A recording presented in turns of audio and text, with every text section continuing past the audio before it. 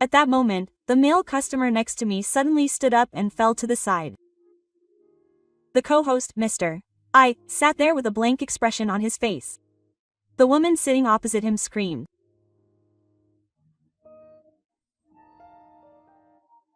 I immediately stood up and knelt down next to the lying man.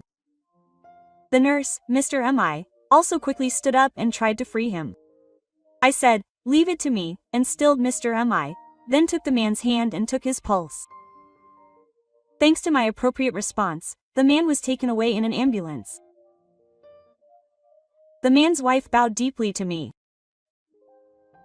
"Thank you very much. Thanks to you, he was saved and nothing serious happened. I won't invite you to thank me. Instead, please stay with your husband." Quote. The woman said once more and left the restaurant. Mr. Mi stared at me. "Who are you? You don't seem like an ordinary office worker." Quote. According to Mr. I was an unemployed man with a low education. My name is Narita Yoshimitsu.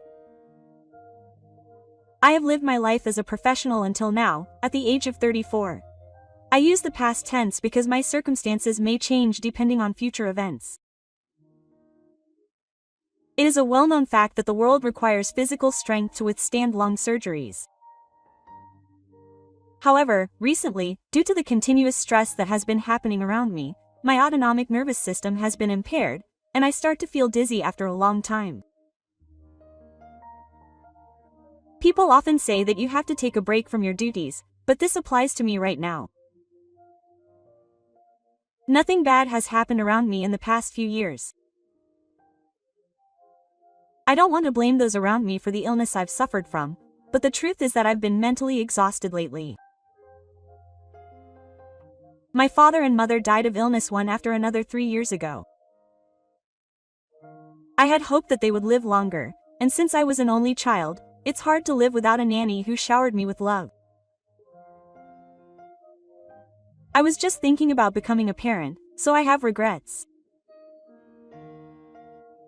There were no problems with the inheritance, but various people approached me with their eyes on the inheritance from my father, who was in business. Some of them were people I trusted with all my heart, but we ended up fighting over the inheritance. There's no way that people around me would be kind to me, since I've come to think that the only person I can trust is myself. I had more and more opportunities to feel isolated, and gradually the stress became severe. One day I lost consciousness on the way to surgery. A substitute performed the operation and I was able to cry, but since then I began to feel pain when long periods of time passed. It was a big problem that I couldn't endure long surgeries while putting up a sign that said, "This is the world below." I continued to visit the internal medicine department of the same hospital for treatment. The world was on hiatus and I continued to feel depressed every day. It was the first major setback in my life. When I got sick, I realized how blessed I had been with the people around me since I was born. I hadn't gotten to where I am today through my own abilities, but the people around me had supported me. Maybe getting sick was a punishment from heaven for feeling like I had been living on my own. Above all, don't panic. Dr. Narita has been running desperately up until now. No one will complain if you take a little break. No one will complain. It's true that there is no one around me anymore, and no one to complain to. I was suddenly overcome with loneliness and began to wish that I had someone to walk through life with. Around the time I was trying to live a stress-free life as much as possible, I had the opportunity to drink with a friend from middle school. "What are you doing now? Knowing you, you must be highly educated and have become something important." "No, not at all. I couldn't even get the job I had finally gotten and I'm basically unemployed." I wanted to tell him that my life hadn't been going smoothly, but he took it to mean that I had a low education and was not important at all. Apparently, that story had spread among my former classmates. I got an unexpected phone call from Midorikawa Regi, who had heard about my recent situation somewhere. "Hey, how are you doing? I heard you're unemployed now. Let's get together for a drink sometime. It's been a while." "What are you doing now?" "I'm a sales manager for Winners. I'm the most successful person in the current term." Regi started bragging proudly, and I got tired of just hitting him with his hammer. To begin with, Regi had arbitrarily considered me a rival since elementary school. Regi's family was very passionate about education, and Regi had been attending cram school since the early grades of elementary school. Apparently, his father graduated from the University of Tokyo, and Regi was aiming for the same path. He took the entrance exam for a private middle school that had many graduates who went on to the University of Tokyo, but he failed, and ended up going to the same public middle school as us. This was Zero's first seat. He wanted to be the best in his class for at least 3 years at public middle school, but I stood in his way. I didn't go to cram school in particular, but I loved studying and was always at the top of my class. We spent a lot of time together last year because we were competing for the top spot, but I feel like we're different from my friends. I wasn't aware of it, but Regi was desperate to surpass me in the high school entrance exams. The school Regi applied to was a private high school that had produced many graduates from the University of Tokyo. I took the entrance exam for a public high school that was said to have the lowest average score. In the end, I passed, and Zero failed again. Regi ended up attending the high school that was his backup, and he went on to live a different life from me. I was relieved, as I had been tired of being constantly compared to him. It was unexpected that he would call me directly like this, but after listening to him talk, it made sense. Example has been promoted. He wants to brag to me now that he couldn't overtake me in middle school. By doing so, he can beat me, who had always lost to him in the past. Suddenly, there's a meeting with a nurse. There are 3 men and 3 women, so there's 1 man short. I wasn't particularly interested, but I had plenty of time on my hands, so I had no reason to refuse. Enjoying something out of the ordinary would be a good change of pace. The meeting was held at a hidden restaurant on the first basement floor of a shabby building in front of the station. I didn't have anything in particular to do, so I left home early to take a short walk around town. As the wind blew, I walked under the trees, stepping on the floor. The cold air hit my cheeks and I couldn't help but shiver. I felt like I had become more sensitive to the changing seasons since I had lunch at work. I arrived much earlier than the meeting time, but since I had nothing else to do, I went down to the basement of the building. I think Zero said that the restaurant was run by the uncle of Tanaka, one of the participants. When the door opens, the woman standing in front of the counter turns around. I embarrassedly draw my head. "Sorry, I came too early. I'm Narita Yoshimitsu, and I'll be joining today's meeting. Welcome." I arrived too early. I had planned to help out, but since there was nothing to do, I was told to sit down and get bored. I could tell that we were the type of people who wouldn't mind waiting for 30 minutes or so, rather than being late for either of us. Thanks to my uncle's arrangement, we ended up chatting at the counter while drinking a glass of wine. I've never been proactive with women, but now I feel like I could talk to her forever. She's a bright and kind woman now, and she's exactly what I'd like. Before long, the meeting participants arrived one by one and joined our conversation. A male participant introduced himself as Murayama. He apparently works at the same company as Example and used to be her direct subordinate. Apparently, the woman was a classmate of Suzuki Rina and Komatsuzaki Ma, and they were very close. A man who looked like a cashier appeared, wearing an expensive-looking coat, almost 30 minutes late. It's been since middle school since we last met, but he had a special look around his eyes.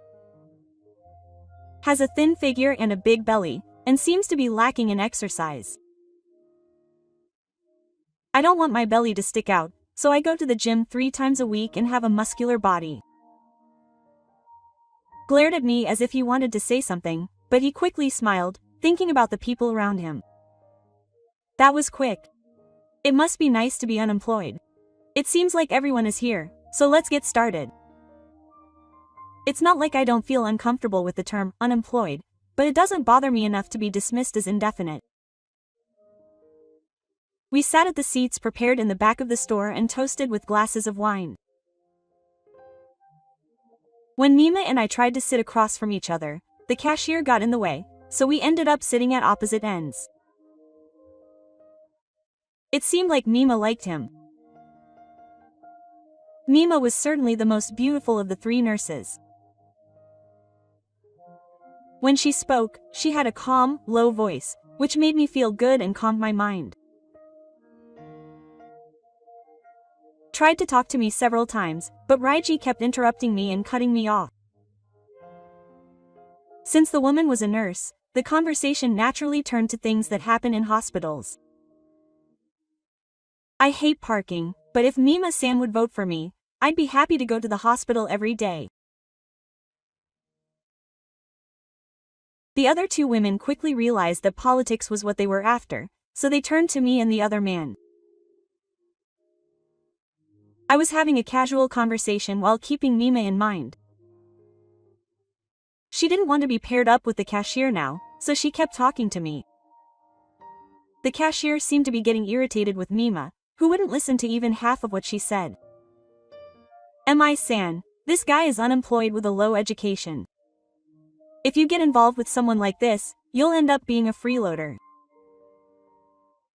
I decided to go along with the cashier without letting his frustration explode.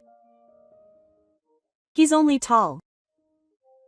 Compared to example, I'm nothing, but I'm definitely not a freeloader.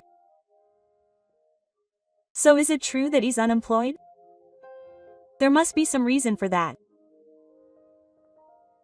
Just as I was about to explain, something strange happened at the table next to me. The male customer next to me stood up and then collapsed sideways. I quickly stood up and caught him. The man was in his 70s and had a very thin body. Are you okay? He was slightly dizzy and sat there with a blank expression on his face at the cashier. The woman who had been eating with him stood up in a hurry. It seems that these 2 are a married couple. I moved my chair back to make enough space for the man to lie down. He quickly stood up and tried to release him. I said, "Leave it to me," and stilled him, then took the man's hand and took his pulse. It wasn't irregular, but it was quite fast. I asked the woman who was with him if the man had any heart disease or other long-term illnesses. He had been saying that he had been struggling to get by recently, but he had been very healthy until he came here. He had had seizures and loss of mobility, and he occasionally had dizzy spells. He was a weak-willed person and had been under a lot of stress recently. For the time being, I loosened the man's tie and carefully laid him on his side so that his head would not be stimulated. Stress can also cause loss of consciousness. Let's call an ambulance just in case. Mima, can you do that? Okay. I'll call you right away. Mima took out her smartphone and called an ambulance. The siren grew louder, and 2 members of the team appeared in the store and knelt down next to the man. They quickly took his pulse, blood pressure, and temperature. The man was barely conscious at first, but he soon began to speak clearly. A woman who appeared to be his wife held his hand and closed her eyes as if praying. One of the team members approached the man who had made the call to explain the situation. His blood pressure and body temperature were high, and his pulse was fast, but there was no abnormality. He just had a fluttering sound, so they said they could examine him at a nearby hospital, so they took him there. Thank you very much. I hope nothing bad happens. The man's wife bowed deeply to me. Thank you very much. If you hadn't supported my husband when he was about to collapse, it could have been a serious accident. That's not enough to thank you. Instead, please stay with your husband. With practice movements, the team member carried the man to the counter. The woman who was with him left holding his hand the whole time. The commotion died down, and Lena and Mari returned to their seats, but they stared at me. Who are you? You're not just some unemployed guy. I decided to tell the truth. If this had been asked by one of the other two women instead of just now, I could have continued to lie. But I didn't want to lie to MI anymore. The truth is, my job is a lower-class worker. But I can't stand for long periods of time anymore, so I'm not involved in surgeries anymore. It's notorious that I can't stand for long periods of time while performing surgeries. That's right. When you said you were unemployed, I wondered what was going on. It's on a rotational hiatus. When I said I was kind of unemployed, they didn't ask any more questions, so it just went away, and before I knew it, I was being treated like a low-educated unemployed person. MI nodded, understanding. When they found out that I was a lower-class worker, Rena and Mary's gazes suddenly turned passionate. But since we'd gotten this far and I was the only one talking, they had somehow given up on me. Mari switched targets to Yasu and started talking in a sweet voice. Yasu smiled happily too, and the conversation between the two got more and more lively. Lena takes a sip of her drink, absent-mindedly taking a sip from it as she takes out her smartphone, saying, "Oh, I got a call." Meanwhile, Ma sits down next to me, hiding in the dirt and grass. But it's tough not being able to stand for long. Isn't there some serious illness? I'm a doctor, after all, and I work at a university hospital, so I've had a variety of tests done. There's nothing wrong with me, and the hospital's opinion is that it's due to an autonomic nervous system disorder. G doesn't even show up after hearing my story, and his face turns angry. What's wrong? I didn't know you were from the lower world. I brought you here as a supporting character because you said you had a low education and were unemployed. Lena stares back and forth between me and the cashier with a blank look. Huh. So that's the kind of person you are. You never stop trying to make yourself look good. It's understandable, since Yoshimitsu and the cashier have already outdone themselves in terms of appearance. But you can tell what's on a person's mind from the little things they do. It seems like he doesn't want to be seen as Hachigamin, who had been praising the cashier throughout the conversation. He tries to create a world just for himself and Mari, as if the cashier doesn't exist. Mari doesn't seem to mind either, and goes along with Yasu's conversation. The stress in the world must be considerable. They must need someone they can rely on. I think it would be a great relief if they had someone like that. I wish I could brighten Yoshimitsu's heart even a little. It's embarrassing to say it myself, but Aha is completely in a world of just the two of them. Raiji hurriedly tries to somehow wade into our conversation. Nima is a nurse, so wouldn't it be tiring to be around someone in the same industry when she gets home? That's not true. If her husband had a will, wouldn't he feel more deeply about her than a woman in another industry? Then he stands up from his seat to get a drink, avoiding the cashier. The cashier makes a scary face and threatens me. I'm the one who set up this meeting, so let me decide on my partner first. It's up to me to decide, but women have their own will too. You should respect that. Ni comes back with 2 classes. When I gently place one in front of me, she naturally sits down on my right instead of the seat opposite. Before I know it, a strange situation has formed. Me and Nima talking happily next to each other. Yasu and Mari creating their own world facing each other. Rena is completely refusing to be spoken to, intently operating her smartphone all by herself. Regi is isolated, ignoring everyone. It seems that Reggie still can't give up on Mima, so she moves to Mima's seat. Then Mima looks at Reggie with a clearly unpleasant expression on her face, then shifts her gaze to me and says with a sullen expression, "I think it's wonderful when someone can handle an accident properly." Reggie, who couldn't do anything, is evacuated. Reggie's face turns bright red and she can't say anything. Now that Mima, Yasu and Mari are a couple, the only option left for Reggie is to try to woo Rina. Reggie has also given up on Mima, and tries to talk to Rina. "Rina, since we're meeting, let's talk some more. Or do you think the guy you're after isn't interested? Besides, I didn't come here to find a boyfriend." "What do you mean? You didn't want to come here?" Rina looked up annoyed at Reggie's question. She looked like she wanted to say something, but couldn't make up her mind. Seeing Reggie like that, Mari spoke up.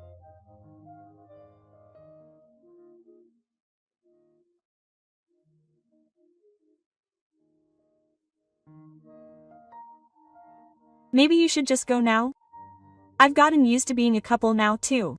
"Yes, you should go. Actually, I have a boyfriend. I came to this training camp just to make up the numbers." Reggie's face turned red with anger. "That's not fair. There are only 3 of us. And one of them has a boyfriend. You brought Yoshimitsu-san with you as a supporting character, didn't you? Aren't they both at fault? And he was supposed to be the supporting character. It's funny that Yoshimitsu-san was from the lower world though." Reggie made a noise and pulled out his chair and stood up. "Don't mess with me. Everyone is making fun of me. Do whatever you want. I'm leaving." "Go ahead. Well then, I'll have my boyfriend pick me up soon. Let's not call it a night." No one objected, and we parted ways in an unfinished way. After that, Mima, Yasumari, and I each went on to our second dates. I was able to have a deeper conversation with Mi, and it was a very fulfilling night. Finally, we exchanged phone numbers and messaging apps, and I said goodbye to Ima. The next day, I woke up to a pleasant morning for the first time in a while. I looked at my phone and saw that I had already received a message. "Yesterday was fun. I'd like to talk to you again at a leisurely pace. But please contact me." As I was excited and about to change the message, a phone call came in at midnight. "Give me Mima's phone number." I set that girl up because I wanted to date Ma in the first place. "If you haven't asked me now, I can't tell you. I'm not trying to be mean, so just give up already." "Can you give up? There aren't many nurses that cute. You're probably used to seeing nurses in the world. Find a woman in another industry somewhere." I was stunned, wondering what she was asking. I decided to ignore everything Seiji said. I pretended not to notice anything and expressed my gratitude. I am so grateful to Reggie. I was able to meet such a wonderful woman. I had been suffering from an unknown cause for a long time, but she said she would go through treatment with me. That's right. Did things get that far? Don't mess with me. Why did you get the good deal? I thought I would make you the supporting character and make fun of you. I knew Seiji had been jealous of me since we were middle school students. As time passed and I became more confident in my own life, he got the chance to belittle me. He could make me a fool and get a cute girlfriend, so it would be a good thing. But things took a turn for the worst. I wonder how long he is going to keep dwelling on the past.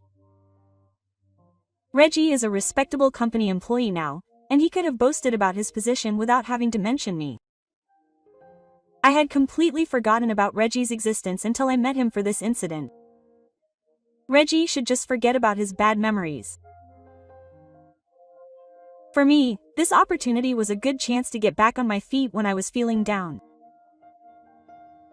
If I hadn't met Yasu, I wouldn't have been able to do anything and would have been depressed. Now that she's a nurse, she understands my suffering very well. I had a feeling that she would be the best partner. Of course, Yasu has the right to pursue happiness, and taking action proactively is commendable. Just as I had my own life, Yasu had her own life. Just as I was suffering in the face of an unknown cause, Yasu must have had her own worries and suffering.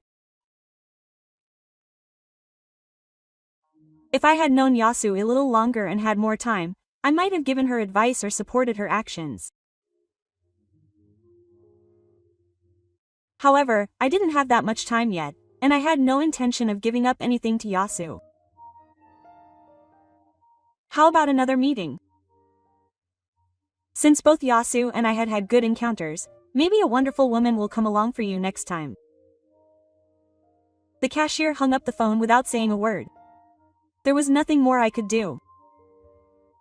I headed to the bathroom to take a shower, hoping to regain the freshness of that morning.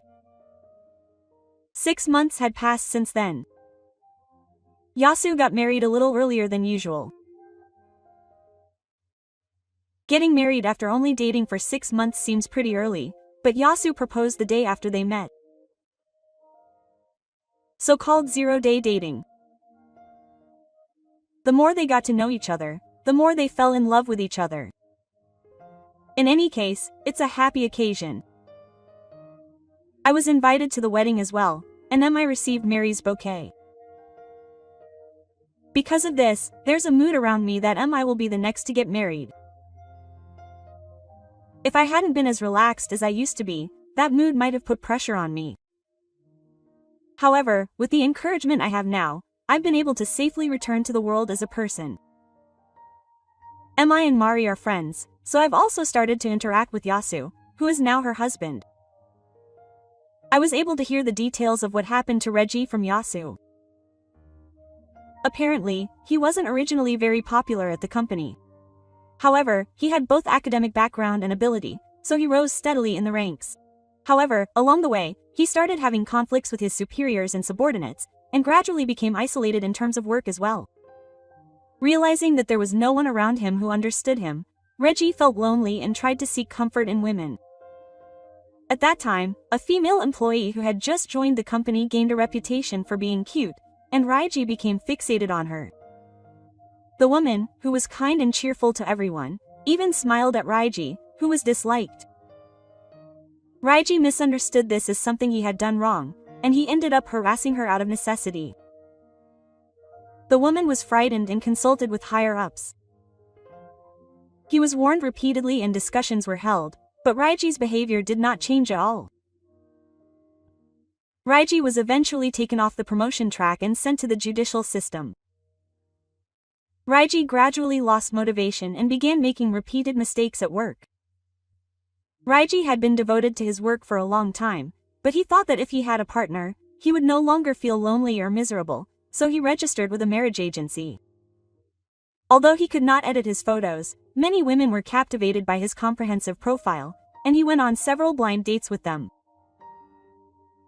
However, he was boring to talk to and his lack of respect for women came through, and he ended up being rejected after just one date. Even though he was taught how to interact with women by an advisor at the marriage agency, he was completely unable to put it into practice, and he ended up going to a party. So he started looking for a partner using a suspicious app and met a beautiful woman, but she was flirtatious and wouldn't let him meet her at all, and instead asked him to lend her money because she was in financial trouble. He should have stopped there, but he was so caught up in the beautiful woman's requests that he kept sending her money as she told him to. When he realized he had been scammed, he had almost no savings left. After hearing everything she had to say, I felt a heavy heart. It seemed that Yasu had mixed feelings too. I happened to meet the perfect woman, my wife, at that mixer, but I think I could have become like my senior Reggie. Ultimately, it all comes down to how much you can respect women. I felt exactly the same way. When something happens and your feelings and attitude towards women change, happiness will come to Reggie too. After dating for a year, Mimi and I got married. I made a complete comeback as a human being, and I continue to work as a nurse even after getting married. My husband and I share the housework, and we spend our days being careful not to burden each other. I am truly grateful for the fate that allowed me to meet her and get married. In fact, Nino's father, my father-in-law, runs a hospital, and I'm supposed to take over eventually. It's a heavy responsibility, but I think I can handle it with Nino's help. From now on, I'm going to work hard for the happiness of my family, not just myself.